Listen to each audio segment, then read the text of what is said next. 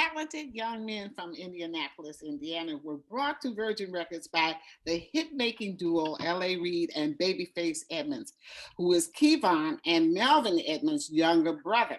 They were called After Seven, consisting of Kevon Edmonds, Keith Mitchell, and Melvin Edmonds. Their R&B sound was dynamic, distinctive, and started a 32-year musical milestone in 2021 now. Unfortunately, we lost Melvin Edmonds in 2019. God bless him. I loved him. I love this group.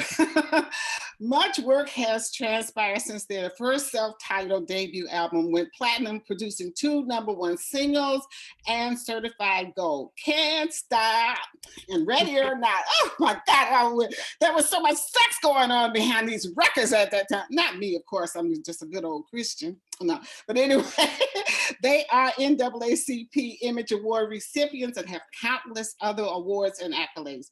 Been around a long time, performing, looking good, and breaking women's hearts worldwide. Are you guys still humble after all of this? Well, yeah, we're holding on. Huh?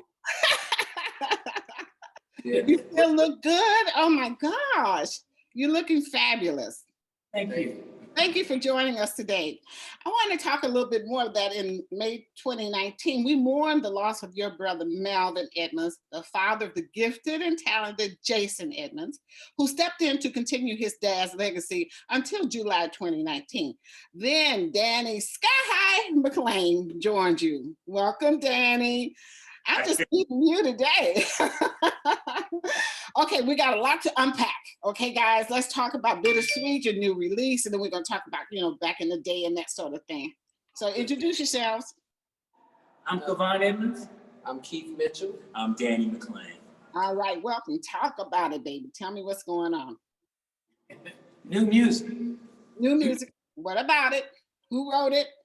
Why did you choose it? Who's singing it? Who's the lead? All that stuff. What's that guy doing over there? Okay, let me hear the voices. He got a part to play too. He has a part to play too. But no, we've just been really, really grateful to still be in this business, in this industry. Yes. For 32 years, and having had the opportunity during a really unusual time, to say the least, with regards to living through the pandemic. We're thankful that we're still here and able to deliver. But through that time period, we were fortunate enough to be able to go into the studio and record. It wasn't something we had anticipated or expected doing, but things just kind of, God does what God does, and He opens doors, and when He opens doors, you need to walk through them. And that's what we had the opportunity to do with the recording of this. Well, who wrote the music? Was Kenny involved with this new song, or what? He did make a contribution to the album and the body of the album. However, the new single that we have titled Bittersweet was written by a couple of new young producers, songwriting producers. They go by the name of Shakespeare. And that's the lead single. We were really excited to take a new direction somewhat and allow us to stretch, if you will, from what people know about After Seven in our musical direction. So after Melvin passed, you all weren't performing or anything? How did Danny come in? When did he come in? Well, wow. We continued performing. It was, we were fortunate to have Melvin decide back in 2016 to come back in and record. We as After Seven pretty much decided, Keith and I, we pretty much knew that we weren't going to do any recording unless Melvin was going to be a part of the sound, because that is the signature sound of After Seven as we had known it. So coming recording was a great thing. But we had always continued performing live performances, and that's Jason was always there holding up that spot for his father. Right. When we lost Melvin unexpectedly, it was a tough turn. It was a tough time for all of us, especially Jason too. But I think over time, I think it became apparent that Jason's interests, I think probably, and his talents were able to be utilized in different kind of ways, and we recognized that. And it was a time for him to grow in a different direction. And it was a time time, we decided to open our eyes and be on the lookout for some talent we thought that could, help, stay in the vein of the After Seven sound. And, I happen, Daryl Simmons, songwriter, producer, and, Yes. longtime friend, I called on him to say, hey, I maybe don't know, but I might be looking for another talent to step in here and, fill the shoes. Got some big shoes to fill. What do you know? And Daryl came up with this guy. He said, hey, take a look at this dude. Check him out on his videos and so on, and see what you think. And I took his advice. I listened to the guy, saw him performing. He moved well. He sounded good. I think he was that chocolate that we didn't have in the mix here. So all them things look like it could work, So we got chocolate, caramel, and what we call this right here? It's like gold. Is that gold? No, honey, and honey. I don't know. Golden. What else can you call him? This is really interesting because a lot of people don't know that Daryl Simmons is like the third part of Babyface and L.A. Reid, because Daryl is that guy in the studio with you the whole time, helping to write everything. I mean, he's always quiet. Tell him I said hello. I love him. I would do that, as he is called, AKA the silent partner. That's why he is the silent partner. Okay, Daddy, so what are you bringing to the table, baby? Let me hear some of those notes. Hey. I'll give you the sun, the rain, the moon, the stars, and the mountains. I'll give you the world. Now, you look, now that surprised me because you look like you could be a bass, you know what I'm saying? But that was a lovely voice and blends right well with those two over there. I'm so, if I sound giddy right now, this is history for me to go back and talk to you guys. And Danny, you're included now because you're with them. You're with a wonderful group of people to work with Daryl and those two sitting next to you. This is a blessing. Oh my God, it brings back so many wonderful memories for me. And so I'm glad you all are still here. You look great. You don't look like you don't look old and worn out or anything like that. And sometimes our men don't take care of themselves like they're supposed to. Yes, you do. Is there a daily routine to make this beautiful handsomeness continue? Is there something to just God and more? God waking us up. We don't indulge in a lot of drinking and smoking, and we don't stay up late. We handle our business with our families, and we have our business aside from After Seven business, and we stay focused on God. And Wait a minute, hold up. What's After Seven business? What is that? After Seven business is what we're doing today. Oh, okay, all right, okay. To record again, and what it takes, the machinery that it takes to put yourself back into relevancy in this industry. And everything has changed, the social media aspect, how a record is delivered, how a record is made. So the producers that wrote the predominant on this particular project was Damon Thomas and the Thomas Crown organization. And Damon has a history. He was part of the Underdog duo from Los Angeles, and he's a Grammy Award winning writer and producer, and he has an amazing team of writers. And they put some strokes of the pen and some musical melodies that are it's going to kind of blow you away, Jamie, because we have dance records, we have club record, we got that line dance that and we of course we know. Okay, great. Which one is that? I want to hear that. Which one is that? The line dance record. You have a line dance? Fine Wine. Fine Wine. That's on the album coming out, or it's not an album, but okay. Unfinished Business. That's the name. Oh my God. Okay. So that's the name of the. Okay. All right. So now wait a minute. So let's go back to Danny. How are you fitting in with these two old dogs over there? Hold on. How is that? Are you younger? No, they're still beautiful. These guys are, hey gang, these guys always stay beautiful, well-groomed, personality exploding on you whenever they meet you. So Danny, you got a lot to look up to and stay with. So that's why I'm asking, how is it difficult? Did you just fit in just like that? How did that happen? It wasn't that difficult. Matter of fact, it wasn't difficult at all. Once I got with Keith on the music and choreography, things just started moving because I was already coming from a background of doing choreography myself. Oh, okay. Not that I was a choreographer, but just Uh-huh. doing dancing on stage and singing and performing. And then once we got with Kevon, everything started moving smoothly. So I can say it was really easy. It was really easy. I'm really glad to see you all. It brings back so many memories. Even mom, I know your family deep inside also. So listen to today. Okay, Bittersweet is your new release, right? Correct. Anything special about what's Bittersweet right now? What are we talking about with this record? Bittersweet. It's special for a lot of reasons. I think that the young team that decided to pen this song, I think they came from a perspective of relationships, which I think identify if we all are honest with ourselves. We all know that there are ups and downs, the good and bad in a relationship, and the things that you have to do in order to fight for your relationship and keep it on track. Oftentimes it's bittersweet, but I think as we were fortunate enough to record during this period, it began to dawn on us in a more serious way about just how difficult 2020 and the pandemic has been. That it has been bittersweet in many ways for us for so many reasons.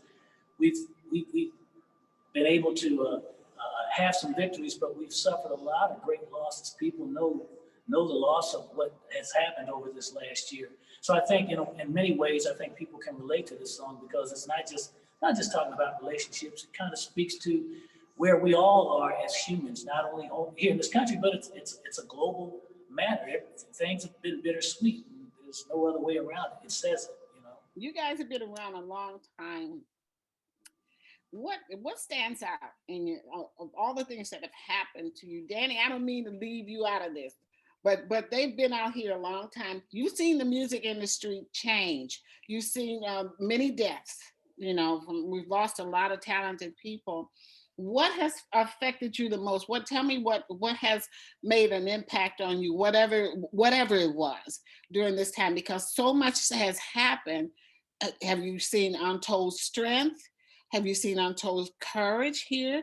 Have you seen people change, go from meanness to kindness? Anything like that you've observed? I want to hear that from all three of you all, if you don't mind. Well, I would say a perspective for most of the people that are here in the States, I think it's been a struggle. From the policing street point of view, the Black Lives Matter, our former, orange person that, was running the country, what he brought and dug into the racism that was brought forth that, put a hurt on minorities, communities of color across, the United States. And we've suffered great losses. Yes, yeah. Between COVID, not being educated, being reluctant, not wanting to participate properly, masking ourselves up. But it was just the controversy of having a leader in the White House that was just so oblivious to just basic survival things for people. And when the leadership is so far off, it leads to people running astray. It leads people coming up with their own ideas and not believing the truth. So all of that chaos has had a profound effect on the music industry, the movie industry, just everyday living, trying to take care of your families, homeless people. It's just, it has affected everything. But I think that, when you do believe in God, you believe in the Spirit of God and the Word of God, I think for us, I know Kevon and myself, the way we were raised in a real heavy spiritual background, you at the end of the day, you know that God has you in his hands. Mm-hmm. And if you keep your focus on that, you know that you haven't fulfilled your purpose in this realm. Mm-hmm. So there's some strength and some steadfastness individually, and we kind of put that around us and our families and whatnot. So we have a support system, but it's all based spiritually. And I think as a country, I think, and people of color, we have hung together like that. And the movement of the Black Lives Matter has made the core of our communities come together in a different way. And the results of the court thing that just went by with Mr. Floyd, I think that's a great start for some healing that can come. It's certainly not the end to the problem, but it's a great beginning. But I think, when I look at his family and how strong they've been, how they've depended on God getting them through this, it shows that, that's where we as a people have to put our faith and our strength in the Word of God and each other, and things are gonna get better. So, Danny, tell me this. Do you think that we'll start talking about and talking to each other, our Black men to one another and to our women, in a more positive way now? We have put out music, not you guys, but music denigrating our women and other Black men. Your thoughts on that? Do you think that we'll be kinder and gentler to one another and more understanding? Because all of us go through hell, so we don't know what your situation is.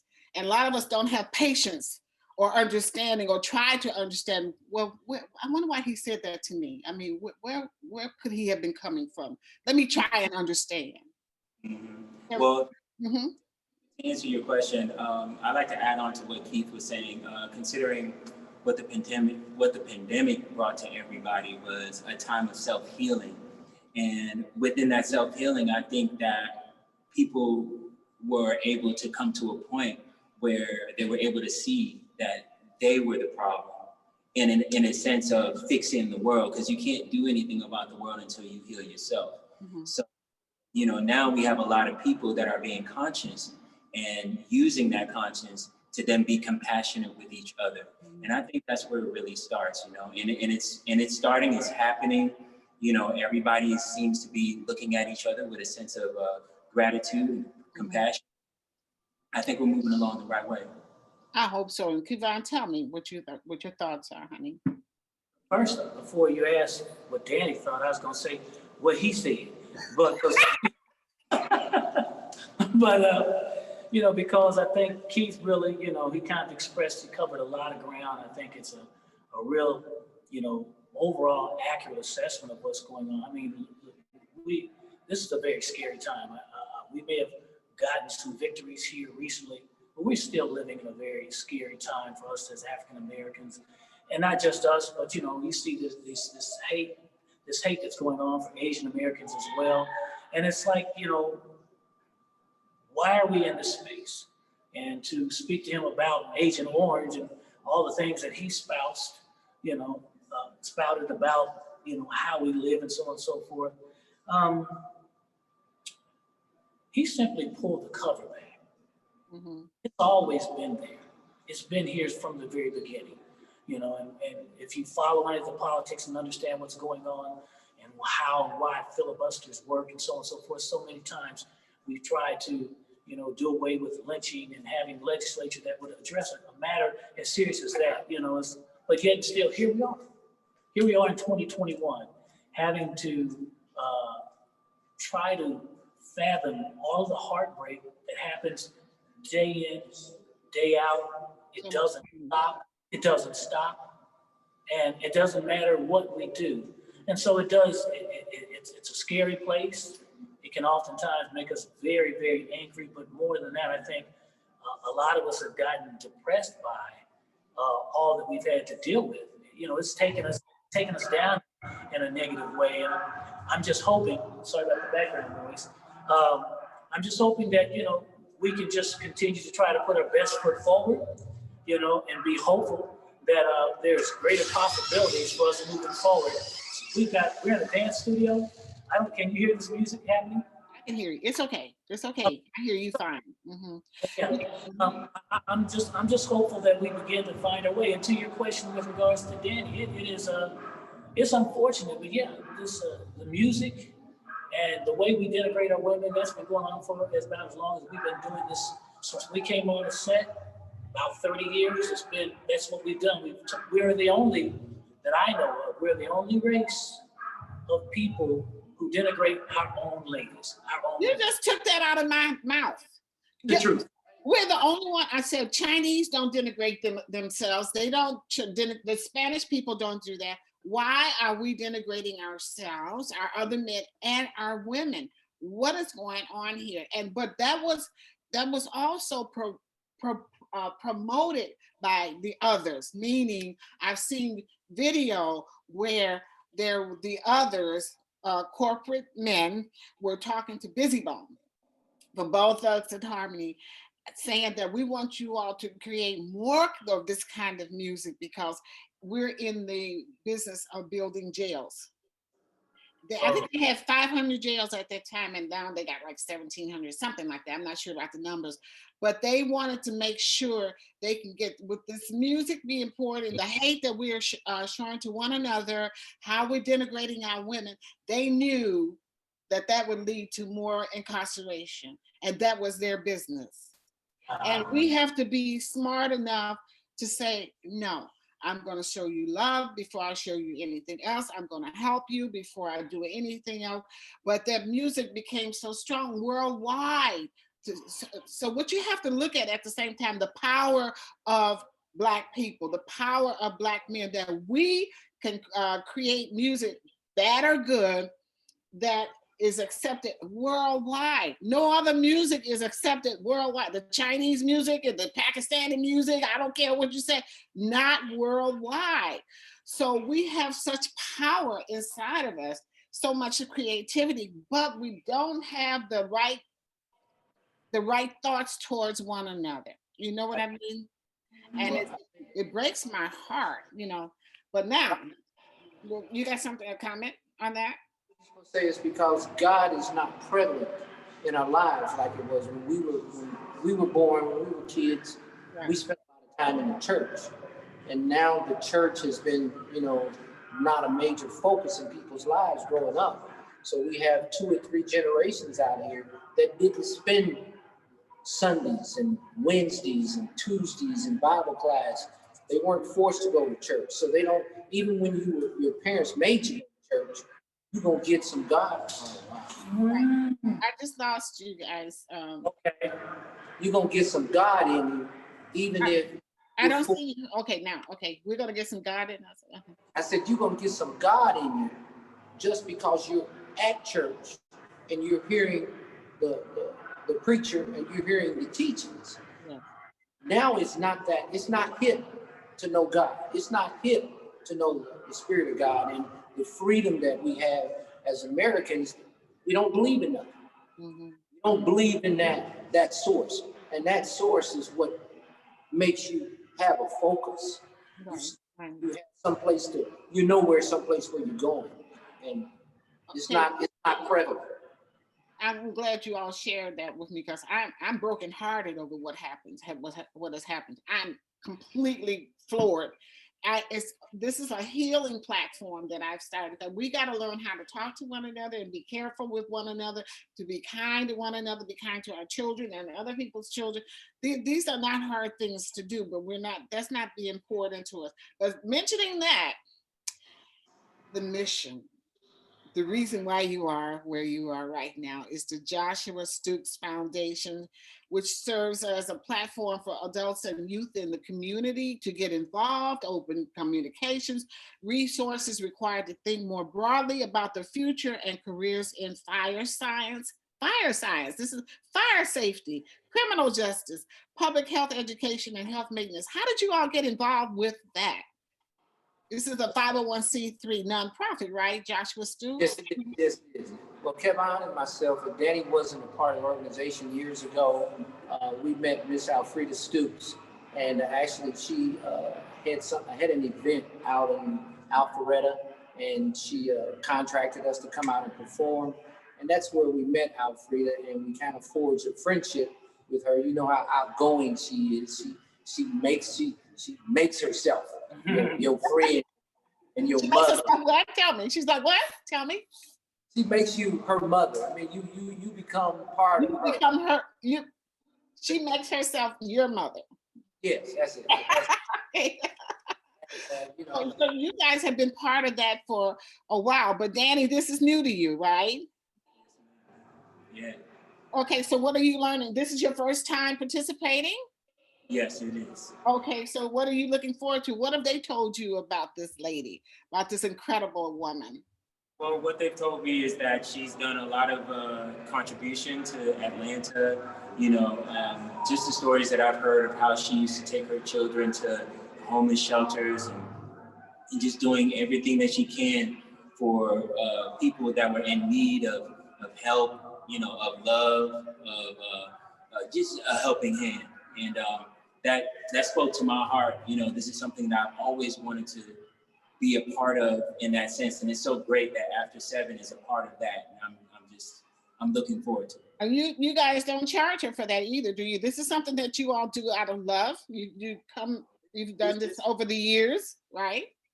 I mean, I gave away, I supported Alfreda's initiative with Alfreda Stoops Foundation for her son, where I helped them procure 3,500 masks, and this was early in the pandemic. Mm-hmm. In our communities, people couldn't get PPP equipment, so I was able to get 3,500 masks that I was able to give to her organization, and we were able to give those out in the community. It involved the fire department, which were supporting her son at the time, and they've made him an honorary lieutenant in the fire since his passing. But so you guys, what are you going to do there? Are you all going to have a conversation there during the event? It's open to the public, as I understand. When is that? That's April 29th? April the 29th. April 29th. We have an opportunity to, we're excited because we get to do a virtual performance for this event. And, we haven't done many virtual performances, so this will be one of our first virtual performances. And we'll perform the national anthem for them, a cappella version, our version of the national anthem. Can I hear it? Can I hear it right now? Oh, listen to you. What's you saying? Well, I'm not going to be at the event. I want to hear. Come on, y'all got to come with them chops. I haven't heard anything from you all in a long time. I want you guys. You still got it going on. All right, come on. Okay. Just a couple of lines. Okay. I'll let Danny give you a little taste of it. Okay. Oh, say, can you see by the dawn's early light what so proudly we hailed? That's it. Say the best part for last. Come on now. Oh, but that was excellent. I hadn't heard Danny's voice. So, I just hear a little something, see if he really belongs in the group, and he definitely does. I'm so proud to get a chance to be with you guys today. Tomorrow, the conversation is going to be about COVID-19 and vaccine. Tell us a little bit more about that, and please, hug Miss Stoops for me. Okay, I think she must be tell me a little bit about her and what the event is going to be like tomorrow. Well, again, we're going to be there to support the community and to help the outreach of the community, to advise them to, it's still a great reluctancy for people to get the vaccine. I've had both of my shots. Kevon's had one of his shots. Mm-hmm. Danny's getting his pretty soon. But it's important that our communities, they want to open up the country. They want to open up the businesses and whatnot, and people want to come out. But, we got to follow the guidance. We got a great president. We went from orange man to the man, Mr. Biden. The man above and beyond his word. But we just want to put out there that this is what we're about, supporting him and those initiatives. We support the people in our communities, and we know there's a reluctancy about them getting the first shot, let alone the second shot, and the crises that kind of came up with Johnson & Johnson, which I think has been resolved. But we just want to encourage people to continue to wear your mask. We're not out of the woods yet. After 7 wants to come to a city near you. We want to perform. We're anxious to perform. But we're also not so anxious that we want to jeopardize the success that we've had in avoiding COVID. And we just think that it's imperative that our communities adhere to what is being asked by the president so that we can get back to enjoying our lives. I mean, it's very difficult, even when you think about the kids, something that you and we have never experienced, not being able to go to school. And having to have a mask on their face and they're running and can't hardly breathe. You know, you can breathe, but it's not pleasant, you know. This is amazing what has happened to us, but it kind of set us down. And it made me, okay, God, what are you trying to say? What are you telling us? So, you know, that's the way I look at it, you know, because the pandemic didn't have to be here. It's here for a reason. And maybe it's to set us down and say, look, you're going the wrong way, you know. You're not doing what I would like for you to do. Now, Sunday, you're doing a patio conversation. So if people come out it's an open to the public, is that correct? After 7 and guests at Spice House in Midtown Atlanta, that they should come out to. Do you know what time that is that they're supposed to come? About 4:30. Okay. If I could I go back just a little bit? That what we're doing in conjunction with the Joshua Stooks Foundation, it's also, we're doing this, performing the national anthem for the National Coalition of 100 Black Women Legislature Day, and that's what April 29th is about. So they had outreach into the community for many years, and you know, we know women who are strong advocates, leaders in business and in community. And that's part of the organization that is allowing us to come in and give our 2 cents, you know, to offer a little something. So I want to make sure that we made mention of. You just made me think of something, and but you see how our women are portraying themselves now in videos and stuff. Give me a little, I don't even know what the question should be, because you know, you're talking about 100 Black women and I'm looking at the kinds of women that we're seeing in the videos, which do you have daughters? Nieces? And is that what they're supposed to be doing, or what? What are your thoughts on that? No, absolutely not. But I think that we see, even though, we see all this negative imaging, we also see that there are a lot of young, beautiful, smart, intelligent, positive Black women who are emerging, you know, and running businesses, making their voices heard through the community, through legislation, through politics. They're not stopping. There's a core that, you know, yes, that are being probably misled a lot of these negative images, but there is also a huge swath of new young women who are making their voices heard in positive ways and being great examples for others that are coming. So, you know, one of the, I guess, the music is I guess the greatest challenge. If we took, I hate to say it, but if you took some of that music out of the mix, then you would see that there is a whole different type of energy that is growing in our Black communities, and there's a wealth of talent in our Black women. I've got a couple of daughters. I'm proud of them. I've got one that's 9, and she's gonna be whatever God deems her to be. But she's not getting misled or taken down the wrong road or seeing the wrong kind of images. I have another daughter that's doing extremely well, and same thing with Keith. So we know how important it is to, and as much as we can, present positive images for them to see. Where would we be without our Black women? Where would we be? Hey, and what it is for us, the experience of the many years we've had in this business, it's been women, Black women, that have supported After 7 in a mirage of jobs. Yeah. So we love and the passion for y'all as individuals, as artists, and Professionals. it's just part of who we are. So to support it, to support Alfreda, to support 100 Black women, to support 100 Black men, which we support their initiatives too. We down with Blackness. Yeah. Well, we want to support Ms. Stooks.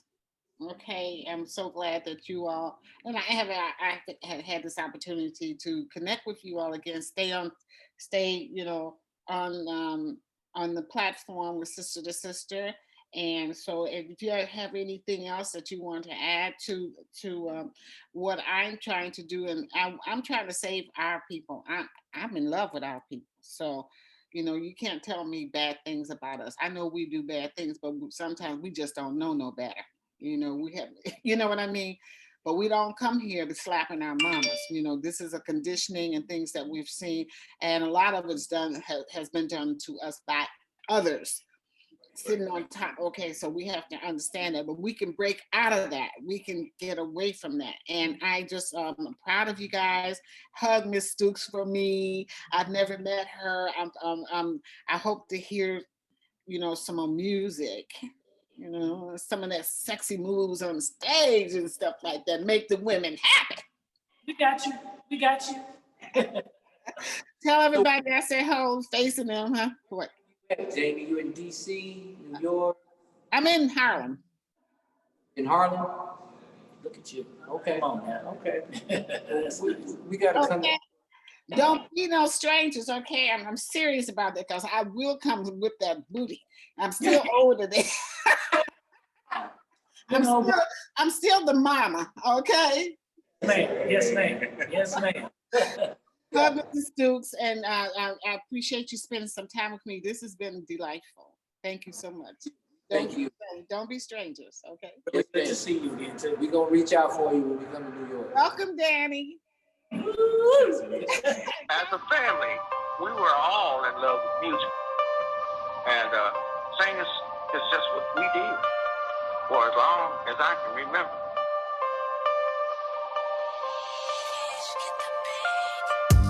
It's crazy how you flaunt your passion when you let meaning of them words take over you. You stare into my soul like that makes me wonder when you ain't goodbye the side of me. It's pain and pleasure to love someone so much.